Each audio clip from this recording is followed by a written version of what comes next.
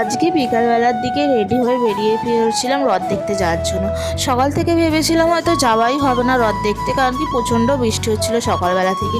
কিন্তু বিকালবেলার দিকে দেখলাম একটুও বৃষ্টি হয়নি, মেঘ করেছিল কিন্তু বৃষ্টি হয়নি। আর এইবারে রথটা একটু দেরিতেই এসেছে। আমরা কখন থেকে সবাই মিলে ওয়েট করে বসেছিলাম রথ কখন আসবে, রথ কখন আসবে। তো এবারে রথটা একটু সন্ধে সন্ধে হয়ে হবে তখন ঢুকেছিল রথটা।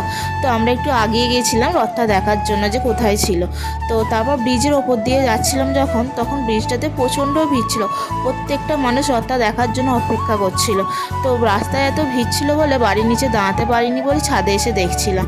তো প্রচণ্ড ভিড় ছিল, মানে যখন আসলো তখন অতটা ভিড় ছিল না। তারপর কত লোক এসেছে রথটাকে দেখার জন্য।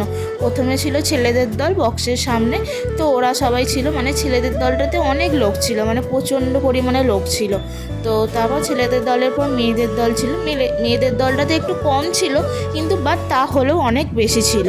তারপর আমাদের জগন্নাথ দেবকে দড়ি টেনে আনা হচ্ছিলো, আমরা তো ওপর থেকে দেখছিলাম, সেই জন্য ভালো দেখতে পাচ্ছিলাম ওপর থেকে। তো প্রত্যেক বছর আমাদের বাড়ির সামনে ইস্কনের এই রথটা টানা হয়, আর 7 দিন মেলা থাকে আমাদের বাড়ির সামনে। আর এইখানে রথের পিছনে দেখো কত মানুষ যাচ্ছে রথের দড়ি ধরার জন্য, রথ দেখবে বলে।